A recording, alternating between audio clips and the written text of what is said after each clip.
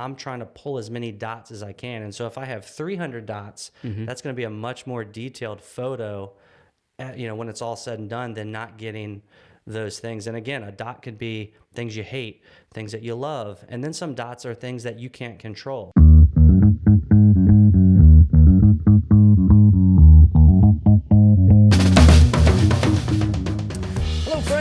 Welcome to the Pool Guides podcast. I'm Christian with River Pools, a show that helps you gather all the information so that you can make the best decisions needed long before you break ground on a swimming pool in your backyard. Here's something I see all the time. A homeowner falls in love with a pool. They select the pool type, the color, the shape, the size, the features, all of the things that they want to see in their backyard. And then somebody asks about the outdoor living space around it, and they kind of go blank because the pool was the plan. The truth is, a pool is just one piece of a much bigger picture. The outdoor living space around it, the patio, the materials, the design, the layout, how it all flows together. That's what turns a backyard into something you really, truly want to spend a lot of time in. And if you don't think through the design process before construction begins, you could end up making some very expensive decisions under a lot of pressure. Today's guide has designed some of the most stunning outdoor living spaces I've come across in the industry. He's a landscape architect by trade, and he's spent the last decade designing beautiful spaces all focused on an in-ground swimming pool. His work today is exclusively through River Pools, Virginia, an independent pool installation company based out of Warsaw, Virginia. He's here today to walk you through the design process, and whether you end up working with him or somebody else entirely, you're at least going to have a list of questions to ask, things to look out for, and most importantly, you're going to know how to build a backyard that's designed around your life. Meet today's guide, Trey Watford.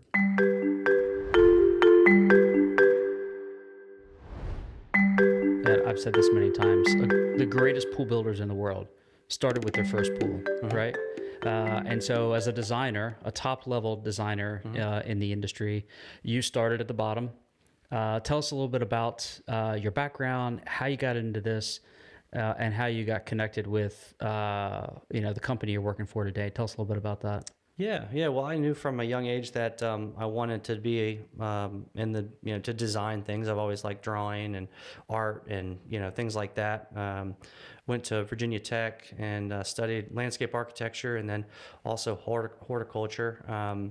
And then from there, worked with a landscape company that I had an internship with, and then worked with a design build company in my local area in Williamsburg, and really kind of cut my teeth there and to understand the process and what works for me. And again, what works for me may not work for other people as they the way the design mind works. But kind of figured out what works for me, and was doing a lot of high-end design build projects in the Williamsburg and Hampton Roads areas. And one common denominator that I always kind of dealt with is doing all the scope of work but the pool. And so every time working with a pool company, it derailed the whole project because either they weren't showing up or it was taking twice as long as they said.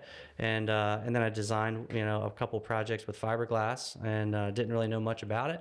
And was like, hey, these seems like a great company, and I'll design with one of their shells, and I did, and posted it online, and then Christian, you responded, and I was like, man, this is cool. Yeah. I was like, hey, let me go network with these companies because I'm trying to find the right one to work with, and keep getting let down. So came here, and you had actually left for Memorial Day, and I was like, all right, well, there was a little lab dog in here in the lobby, so petting the dog, and then Jason Hughes came out and gave me the tour, and I was like, man, this guy's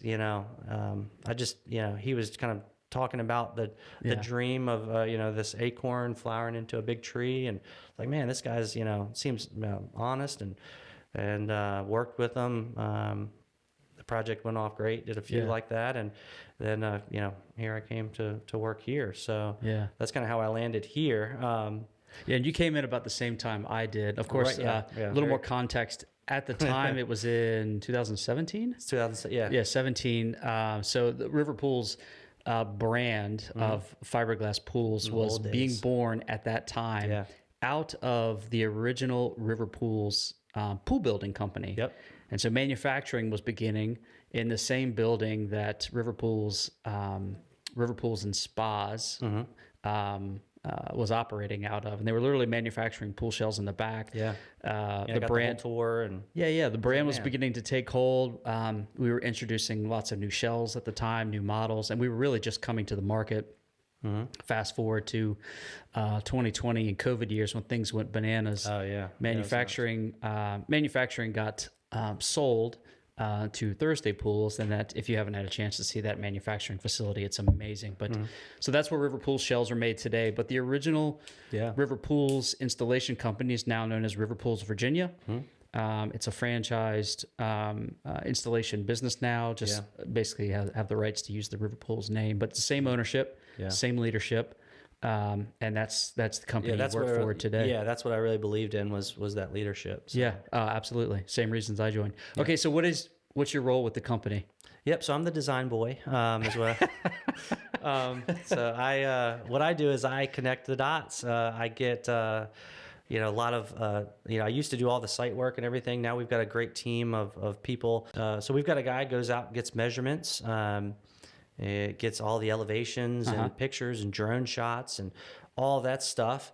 I then internalize that off-site and then prepare plans. We have a great questionnaire. So I say I'm the design boy, but basically just connect those dots and then present those plans to the customer. So you've got a technical installation guy on your team goes out. He collects the critical data you need for the design. Correct. So it's not really necessary for you to step into the backyard. Right. Just the way your team has got things set up here in River Pools, Virginia. Yeah, and that's something we've been doing now for a couple months now. So it's kind of a new concept. Before I did all of that, so all the sales, the design, the estimating, like that whole thing. Yeah. And so what we're trying to do is really focus on someone who is very good at design, someone who is very a great communicator for the customer, and then also someone who has the technical skills to go out and get the information that I need in order to prepare a plan. So you guys have broken the whole experience up, and you've got the best working each part of the sales, design, installation. I got it. Yeah, and we're developing a really cool questionnaire so that I can really deeply understand a customer without having to spend a tremendous amount of time with them and still get to the end result that everyone wants and the one that customers is envisioning or dreaming about. Right. So it's really cool, and so we're kind of honing that a little bit, and again, that's where you asked about the questions. I mean, there's so many questions. And some can be twice as many as the others. Some people know kind of exactly what they want. They just can't quite figure out how to put it together, and some people have no clue. And so you deal with so many different people, and so kind of just meeting them where they are is really critical. That's the kind of experience you want to have on your side as you begin planning your outdoor living space centered around an in-ground swimming pool, whether it's Trey or someone else in your corner of the country. So where does a great outdoor design begin? Actually, not with the pool shape, not with the pool color or materials. It actually begins with one question you should be asking yourself right now.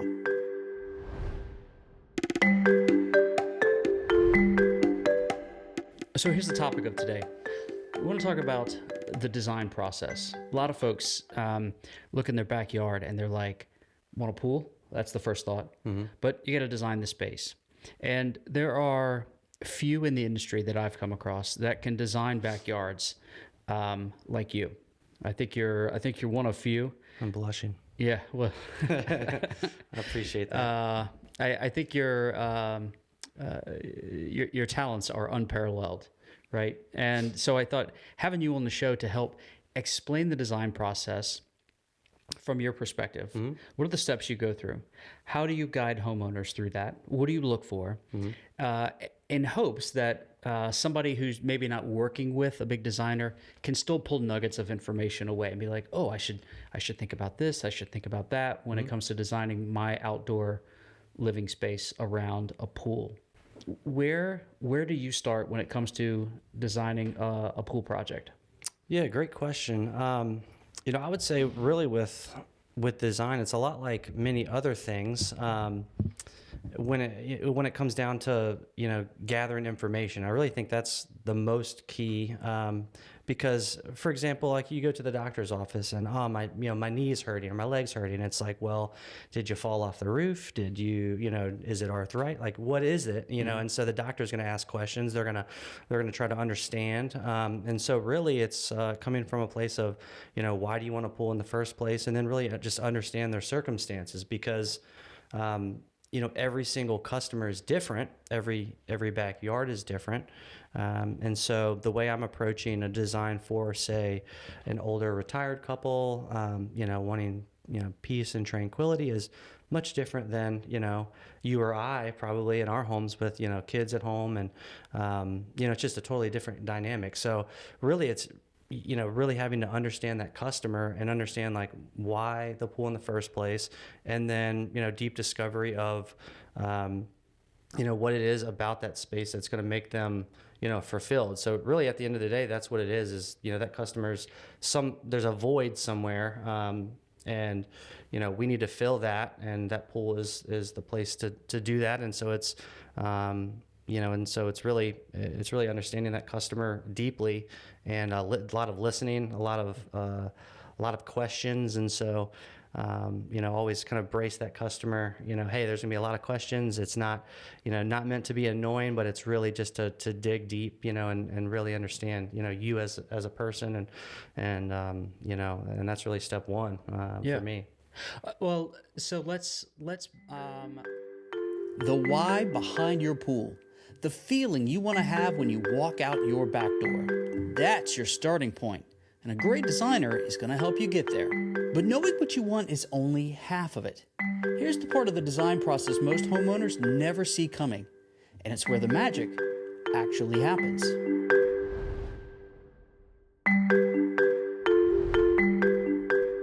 Let me ask you this: when you get to the home, when you get to the backyard, what are some questions that would help the homeowner in the process?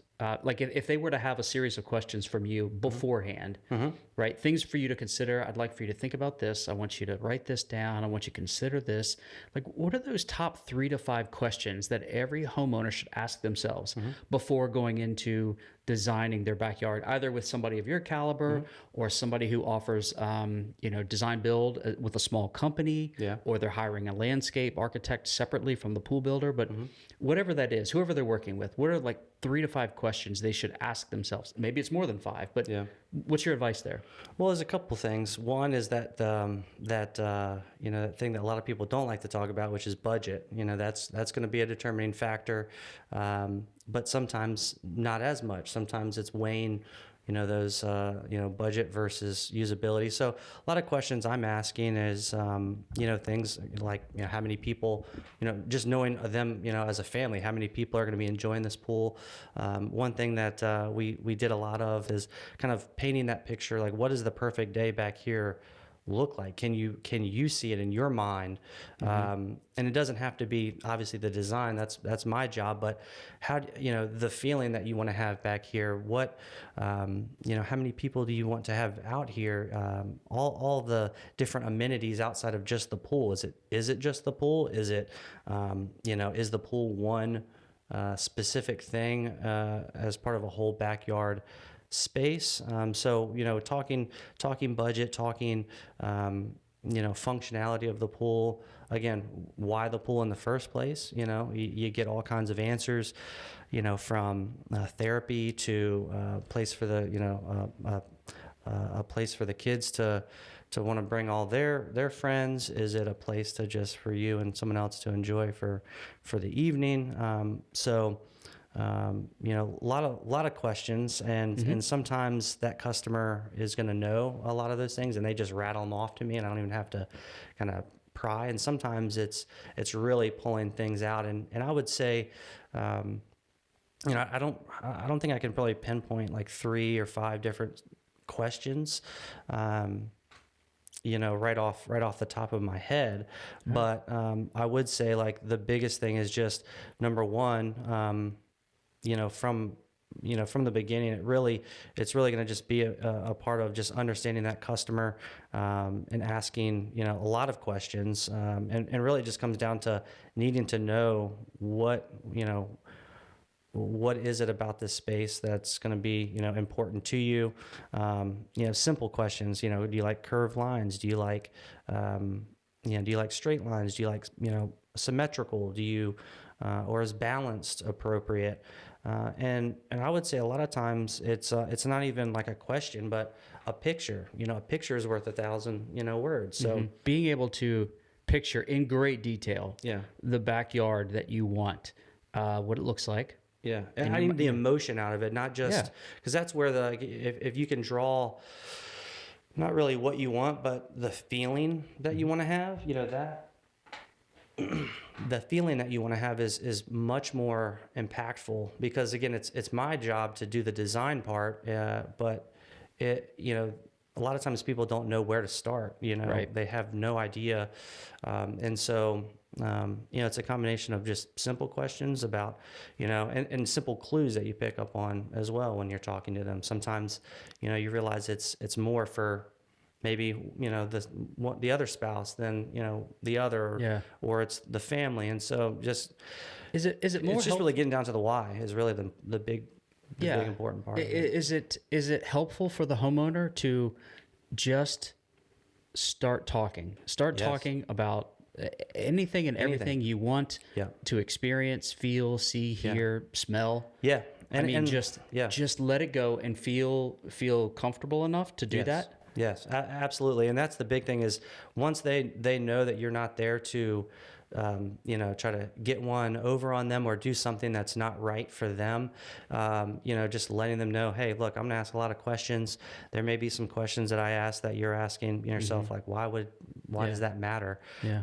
And what it is it's just a series of dot connecting for me. Yeah. It's let me back up for a second, sure. though, before we get to the dot connecting thing. That's a really cool analogy you draw. But so I just want to draw a distinction between the sales process and the design process, right? So at some point in the buying process, it seems like as a homeowner, you're going to get a really good sense for who you want to work with before you sign a contract, right? Yeah. And then you're kind of going to make your selection there. You're going to have an idea, or you should have an idea about price so that you understand this thing fits within your budget. Figure out what that ballpark price is. If that works within your budget, now it's down to, and we've talked about this with Jason on a few episodes here, but getting to know the builder in such a way that you can have a gut check moment and decide, okay, this is the person or this is the company I feel comfortable working with, right? Now you're going to enter into the design process and begin to refine that price, right? Yeah. So that's I just wanted to talk about that because you mentioned it's not about somebody getting one over on you, right? Because you got to feel comfortable with the builder in order to feel comfortable enough to open up to get the best design. Yeah, generally by the time you're at a design stage, you've already reached that point of that comfortability with that contractor or that company, that you're trusting them to fulfill that design. And a lot of times for me, it's also about asking, what is it you hate or don't like? Because I think that's just as important as the main things that you do know. And a lot of times people, they don't know where to start. They feel like maybe I have to know every single thing before I even jump into the process. And just letting them know it's like an evolving. This thing is not, you already know exactly everything that you want, and then just give me that information and I pull from it. It's kind of like somewhat of a journey of as you're going through that process, really starting to catch clues and different things, and so I would say, like, if you don't quite know certain things, that's okay. It's my job to connect those dots that you can't quite figure out.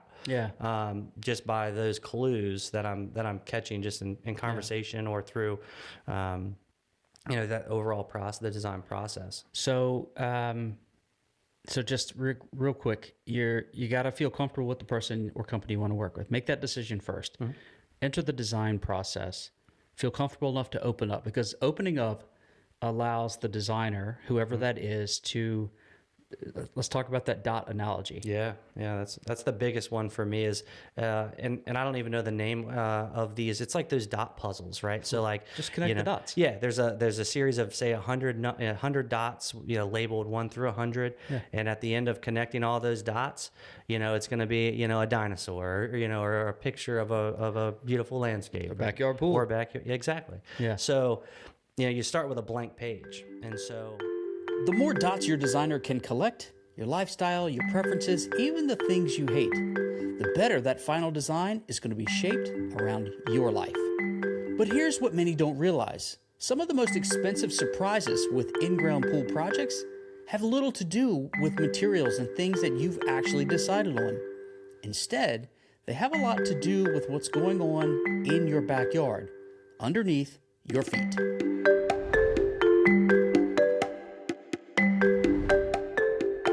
So what's your advice to somebody who is not going to have the privilege of working with you? They live somewhere else in the country. What's your advice when they're assessing designs, giving feedback to their designer? Well, a big one is going to be things that don't even revolve around design, but make a huge impact. I mean, a critical impact in design, and that's going to be the site analysis.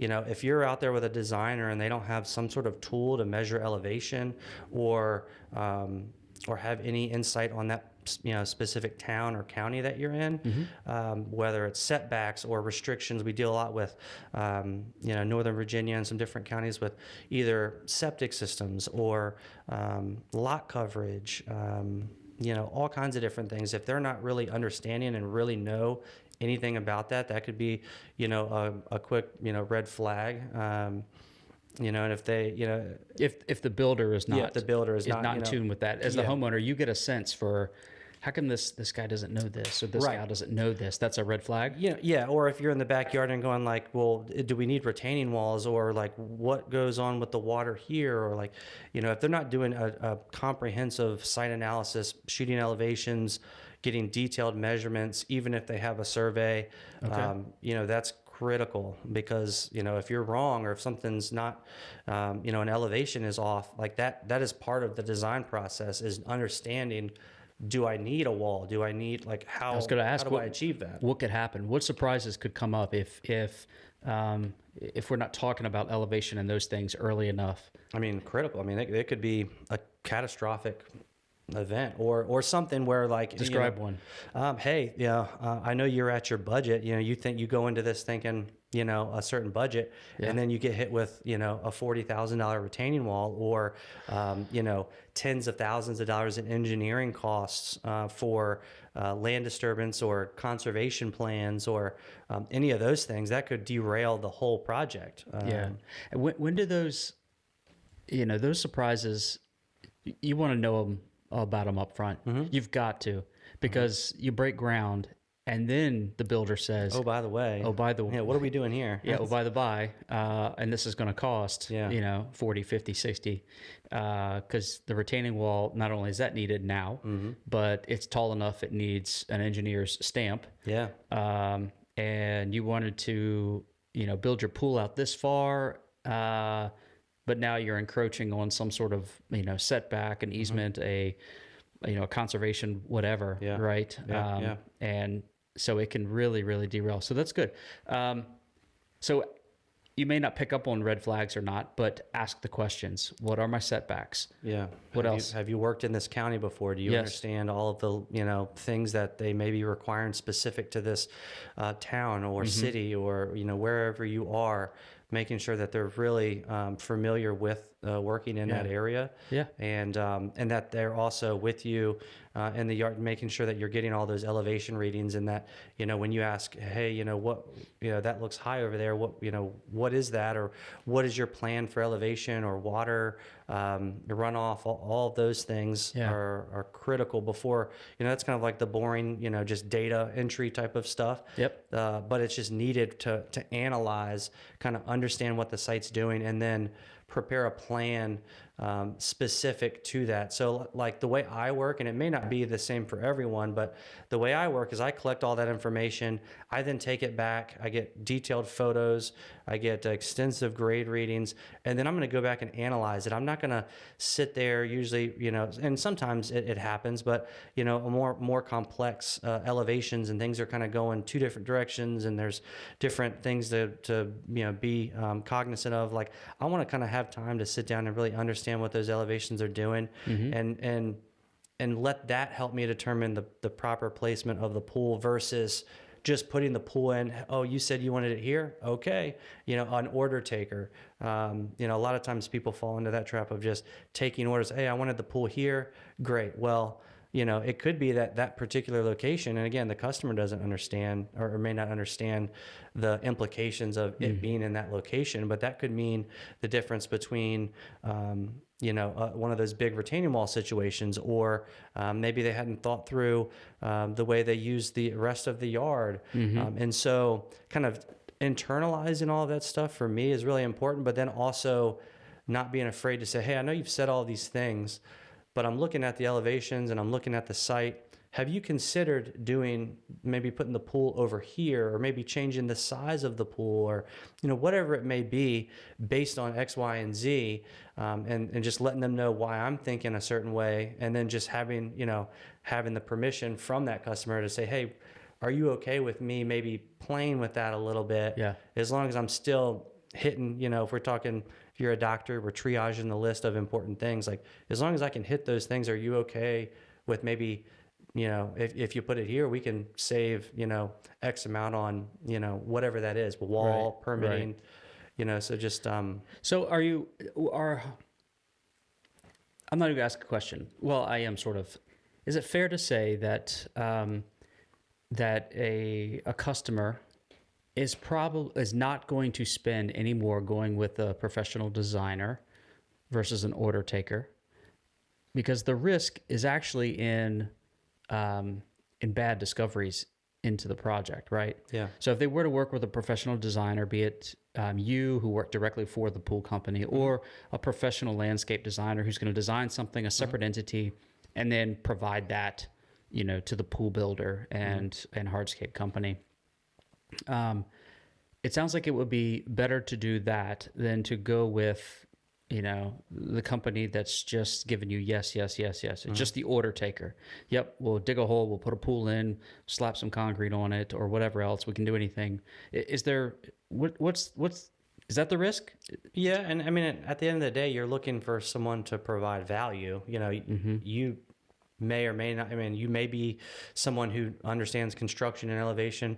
A lot of homeowners, they don't. They're looking for advice, and they're looking for someone to help guide them instead of just plop the pool where they thought it would go, and maybe it would be a perfect placement, but then maybe they're not thinking about some other things that could be a critical thing, and once the pool goes in, the project's done. It's done. You can't go back. So right. So work with a professional.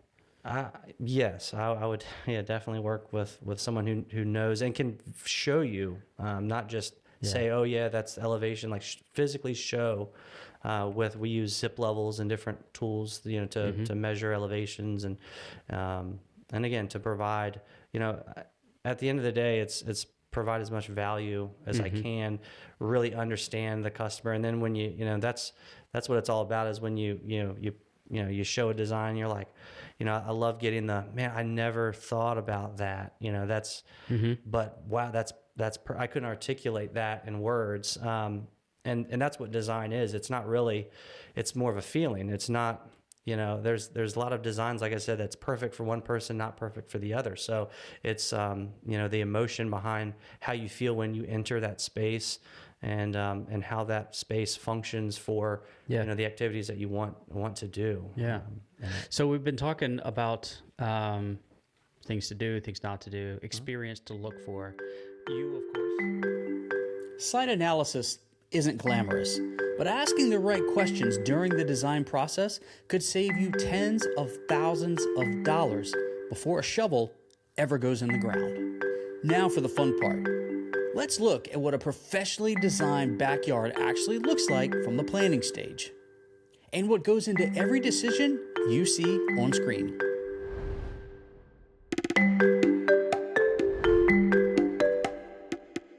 Trey, you again, your work is phenomenal. I'm looking around the office here in River Pools, Virginia, and there's tons of projects just on the wall, things that you've designed. I'm looking at 2 different T40s that you put in Williamsburg, or designed rather. Yeah. Absolutely beautiful. But you've got back here a project you designed for a homeowner. Yes. And why don't you grab your laptop? Sure. Give us a bit of a tour, just like an overhead drone view tour, and talk through the different parts that this project includes, and a little bit about the design process. How are we gonna do this? Let's see. Yeah. So this is a project. If you've been on the website, you probably see this in our A series, the A35. Where we're developing some kind of, before that pool has ever gone in, we need to be able to share, iterations of that, as a new model. So, this is in the A35 model that is shown here. And so, this one is cool. It's it was fairly flat. And things that they were wanting was that outdoor pavilion area. They were wanting a lot of entertainment space. They wanted that sound of water, so you can see those deck jets. And you're connecting the dots here. These are all dots. All of these things. Yep. These are all dots. Yep. And sometimes people just spill the beans, and sometimes it's like really having to pry those things out, and it's okay either way. Yeah. But the more information, like I said, whether it's something that you love or hate, I love knowing what you don't like just as much as I need to know what you do like. But yeah, so some key factors here is they want a tropical vibe. They wanted that outdoor pavilion with storage.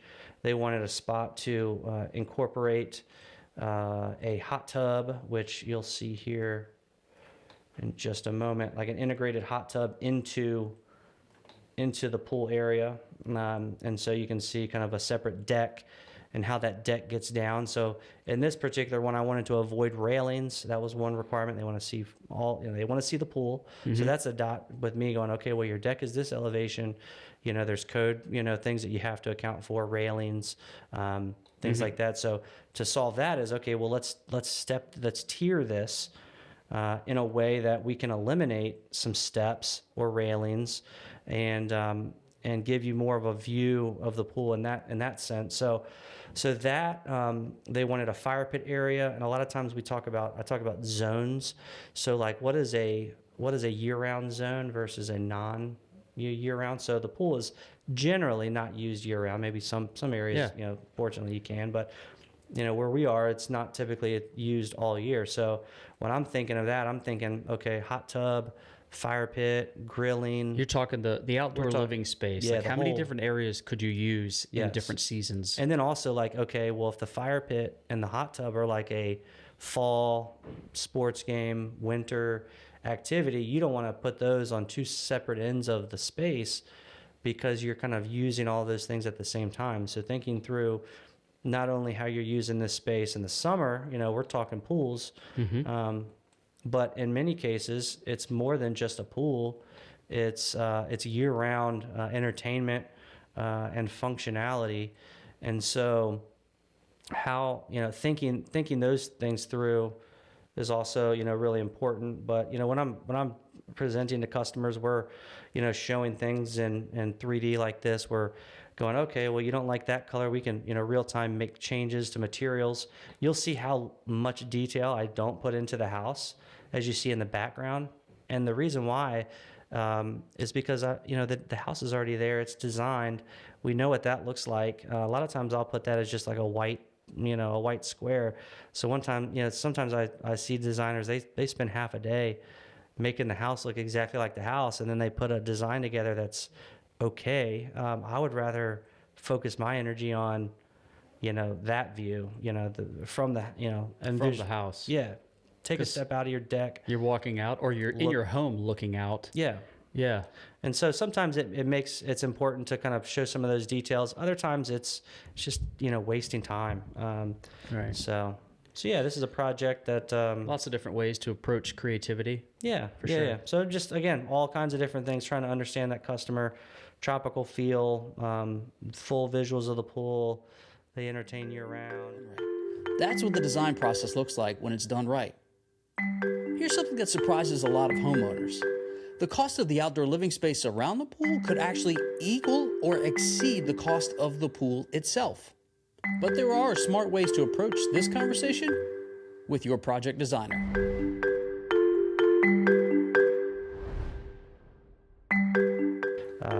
So let me ask you the big question. What ballpark would something like this cost? Yeah, great question. All in all, I would say this could easily be, $250 to $300. Again, For the whole full outdoor living space with the pool. yeah, and again, that's when we get into details of like, okay, I hear what you're saying.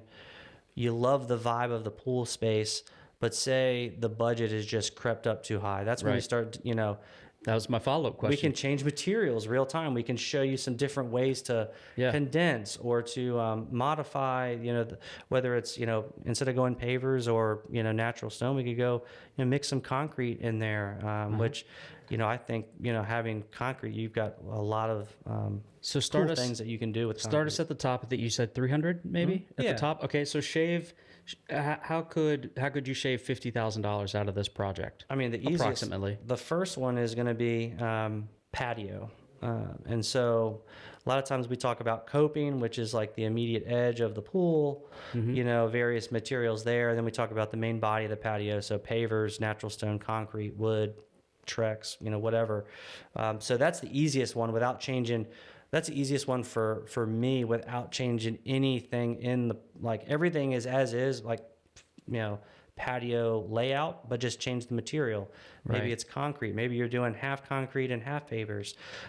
So maintain all of the design features and outdoor living space elements. Just changing the materials But alone. I would ask that customer, here's a couple of things we can do based on that. Sometimes the first thing, let's do, textured concrete. Sometimes like that's a non-negotiable. We got to have this paver. We love it. Okay, well maybe we condense it and maybe Use still less of provide it. the function, Okay. but just kind of condense it down a little bit. Yeah. Or we phase things, and still give you something to kind of look forward to, break it down into different, to different zones, if you will, of phasing while still providing, the function of that space in the interim until you are able to kind of go with that full dream yard. And sometimes it's, hey, this is just, we said this, but it's just we've kind of condensed as much as we can. We've changed as much as we can. We're still over, and then we just maybe we go to the A30. You told me it's just you, and you have your grandson comes over every now and then. Like based on what you're telling me, the 30 model may be the perfect fit, and we can kind of really shrink things down and just make suggestions to kind of make it work for them. So just in this project right here, shrinking the pool size, Easy. Swapping deck material, Patio materials. and maybe shrinking the patio space a little bit, right? Could drop $50,000 out of this project. Yeah, easily. Okay. Yeah, I mean, I always tell customers it can go up very quick and it can come down very quick. Right. But some things for one customer, it may be, like I said, a non-negotiable. Right. And then it's like, okay, well, that's another dot because I can't. That Right. checks that off the list. Right. Now let's go to Plan B or other ways to kind of solve that problem. Yeah. But yeah, there's all kinds of ways. I mean, the big thing for me is just helping people visualize that space, letting them know it's okay to make changes. This is there's multiple ways for this to look amazing. It doesn't have to look exactly like this. It could invert everything, change the pool color, change the materials, change the materials of the wall or how the deck interacts. There's all kinds of different. I think what a lot of people don't realize is, and I get this from just observations, comments I see online in the Facebook groups, and people are comparing budgets and asking questions and things like that, or they're just blown away. Yeah, keep that back up there. Almost. There we go. People are, sometimes blown away. Like, holy smokes, how could a pool cost that much? That's ridiculous, right? I see it all the time. And some of the things are things that, and I'm glad you pointed that out, because some things aren't design related in that budget. Some things could be things like a heater or a heater chiller, or things that don't physically, you don't see them. It's just more of a function of the pool itself, right? That can maybe come later. But what I find most often is that what drives the total cost of the project is the outdoor living space around the pool. So even if you put a pool in with a standard, filtration and sanitation system, you throw an automatic cover on there because safety, or you want to, just have peace of mind and easier maintenance. So pool, filter, automatic cover. Maybe you do or don't get a heater. That's a pretty standard pool package, right? Now, what sort of outdoor living space do you want around it? And you could easily match the cost of that base pool that we just talked about. That's not necessarily a base package. I don't want to confuse base package for that, but that's a very common setup for a pool. But then that outdoor living space around it could easily match the cost of the pool, and a lot of times exceed it by far. And so that's where so much of the expense often comes in, is in the outdoor living space around the pool. But how often are people, how much time are they spending outside? Or are they, sort of hard to measure, but it seems that they are designing a space so that they can be outside more than they are inside. Yeah. And that kind of, makes me think about like budget and being open and honest, with us. Because a lot of times I'll tell a customer, like, what I don't want to do is I don't want to underachieve what your vision is, but I also don't want to go so above and beyond what your capacity or budget for this particular project is, that it's unattainable. Sure. And so that's also, again, part of that dot collecting of like, okay, well, you're saying, this, and this, based on that, say we're, it's slightly out of reach, and then try to provide some ways to still check the boxes or the most important things. So it's be good. Realistic. It's good to open up with the design team about how much, what the budget is. It's going to make it go a lot smoother, because there'll probably be a lot less revisions. Yeah. And now there is the one-off, like, you don't, those retaining walls that you don't expect, you weren't factoring those things in. Again, critical reason why you need to have someone who's understanding the sites and who's doing a really good analysis of the yard. But yeah, that's the more I'm connected with that person, and we're kind of in the same path, and we're kind everybody's of playing with the same information. Yes, and that's why it's super critical to just be open and honest. And obviously that requires building somewhat of a relationship with someone to feel trusting, because a lot of times people. And I get it, because I'm a consumer just like everybody else. So, you say a certain budget, and then you think that, I've heard in your back of your mind, you're thinking, oh, well, maybe I don't want to say the budget because they're going to maybe inflate something, or try to spend every dollar of it. Spend every dollar versus just, what I can get and what's, real. So, but at the end of the day, that's a critical thing. But we can walk through that with you real time, showing materials, showing things. How often do you get a budget number from a homeowner, and then you come back with a design that is well under their number? Like, hey, I think we can achieve what you were envisioning under that, under your maximum.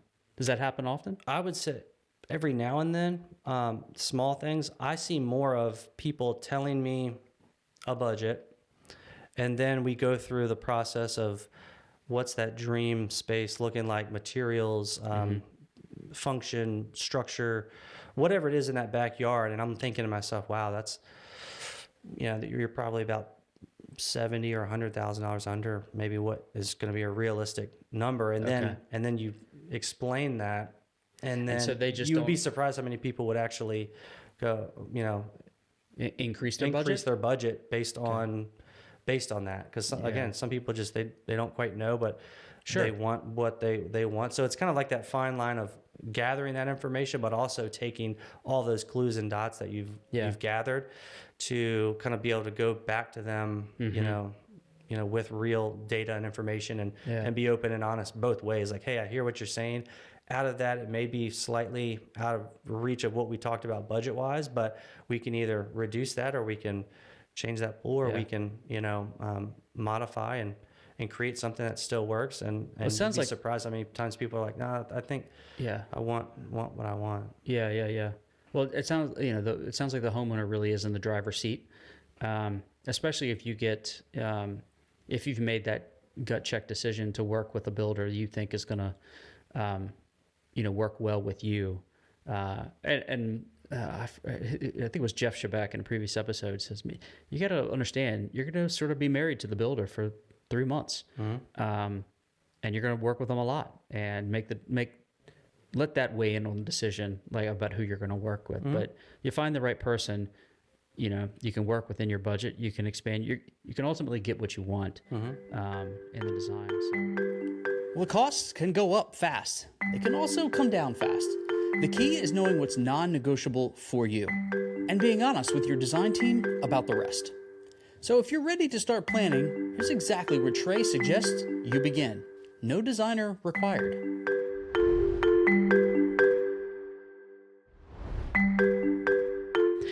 What I want to do is, before we close out, is I want to have an opportunity to put a couple of your pictures, a couple of your designs, finished projects up on the screen.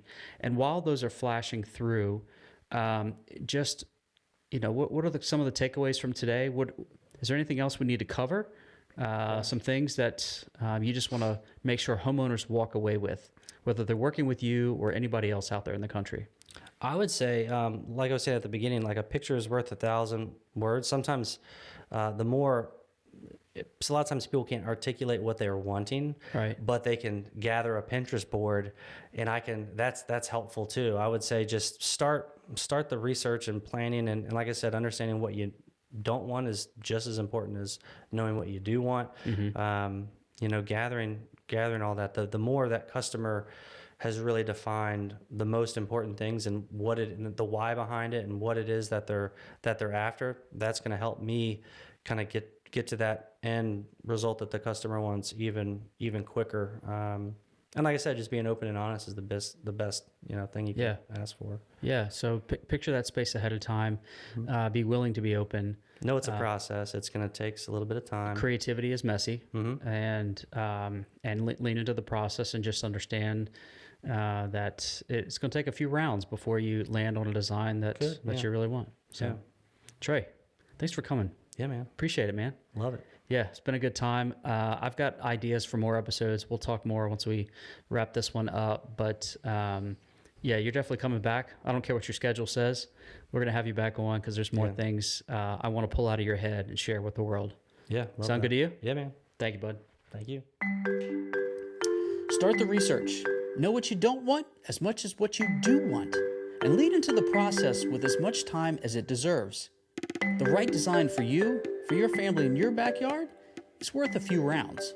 If you're beginning a pool for your backyard, head on over to riverpoolsandspas.com and check out the self-guided tools like the shape and size tool, the pool type selector, or even the pool cost calculator, so that you can understand critical information necessary that'll help you long before you begin speaking with an independent installation company or a project designer.